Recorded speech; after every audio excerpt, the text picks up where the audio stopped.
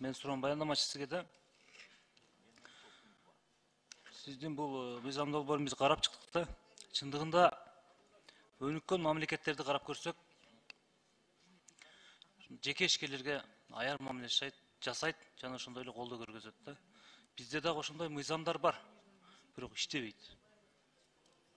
Мен эми бул мыйзам долбоорун азыр сунуштаганга кеч болуп калды. Мен айтар элем да, чындыгында биздин президентибиз текшерилбесин бул жыл деп мониторинг жарыялагандан кийин текшергенге укугу барбы биздин аткаруу бийлигинин органдары? Жок, текшерүүгө мораторий 23-жылы 1-январда кирет. Кечиресиз. Ушул күнгө чейин да кирген, Сооронбай шариш убагында да кирген, билесиз. Бирок текшерүүлөр эки эсе күчөйүп кеткен ошол убакта. Эртең киргенден кийин да ошондой болбойбу? Ким кепилдик берет ушуга? Анткени өзүңөр билесиңер, биздин бюджет ушул жеке ишкерлердин салыгынан, деги эле ушул салыктардын баардыгы ушул жеке ишкерлерден түшөт да. Ошонун негизинен биздин казынабыз толуп, ошонун негизинен биздин мына зарплаталар көтөрүлүп, көптөгөн нерселерди кылып атабыз.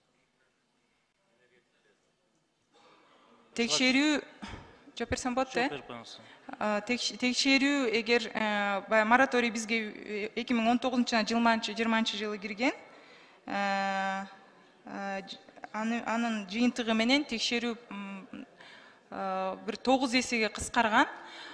Бирок баягы коопсуздукту камсыз кылуу максатында жана арыздын алкагында арыз кайрылуулар болсо, жана экологияга тиешелүү, недрага тиешелүү ошол жактагы текшерүү баягы коопсуздукка өтө мындай риск чоң болгон текшерүүлөр, пландык эмес текшерүүлөр калганда. Түшүндүм. 2023-жылдын 1-январынан баштап мониторинг киргенден кийин, президент жарлыгы чыккандан кийин, ошол күндөн баштап мындай текшерүүлөр болбойбу жеке ишкерлерге? Токтош керек. Токтош керекпи же токтойт? Токтойт, болбойт. Эч кандай текшерүү болбойт. Эгерде болуп калсачы, ушул күнгө чейин болгондой. Эгер арыз кайрылуу болсо, фактылары менен болсо, аны текшериш керек, анткени ал кишинин укугун да караш керек да. Ушул жерде суроо жаралат. Көрдүңүзбү? Текшерүүчүлөр эмне кылат? Барат, бирөөгө арыз жаздырат.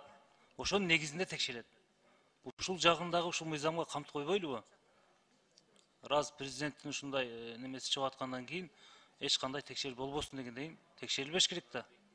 Аны биздин укук органдары, текшере турган адамдар арыз жаздырып текшерип алат жөн эле. Не десе мыйзамда бар дейт.